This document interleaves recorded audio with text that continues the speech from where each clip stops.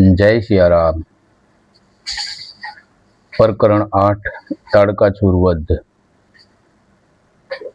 कुलगुरु वशिष्ठ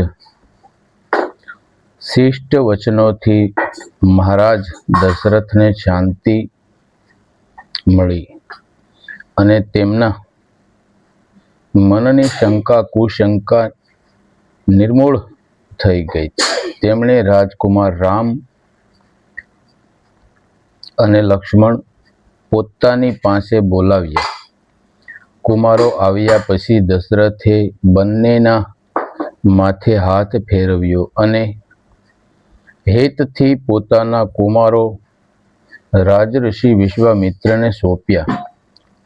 વશિષ્ઠે મંગલ મંત્રોથી તેમને આશીર્વાદ આપ્યા। દશરથે પુત્રોને આલિંગન આપી ગાંધી વિશ્વામિત્રના કયામાં રહેવા માટે આદેશ આપ્યો। પોતાના પિતા રાજા દશરથ અને ગુરુદેવ વશિષ્ઠને હાથ જોડી પ્રણામ કરી રામ અને લક્ષ્મણ ધનુષ્ય ધારણ કર્યા। સમગ્ર સમાજનો તે વંદન બંને રાજકુમારોને જતા સભાજનો લાગણીપૂર્વક જોઈ રહ્યા। થોડા સમયમાં તેઓ અયોધ્યાની સીમાથી આગળ અર્ધોક યોજન દૂર સરયુ નદીના દક્ષિણ કાંઠે આવી પહોંચ્યા। નદીનો કાંઠો અનેક વૃક્ષોથી ભર્યો હતો। ઉપર પક્ષીઓ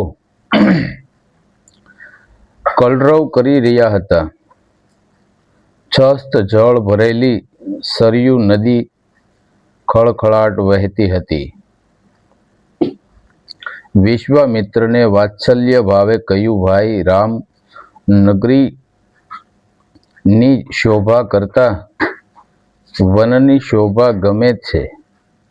અહીં માનવ સમુદાયનો શોર બકોર નથી, પક્ષીઓનો મધુર કિલકિલાટ છે। વાતાવરણ શાંત અને આહલાદક છે। નગર જેવું મલિન નથી। ભાઈ લક્ષ્મણ, તને પણ આ ગમે છે ને? બંને ભાઈઓ વન પ્રદેશ શૌર્ય અને મુગ્ધ ભાવથી જોઈ રહ્યા અને કહ્યું, ગુરુદેવ, અમને નગર કરતા વન વધુ રળિયામણું લાગે છે।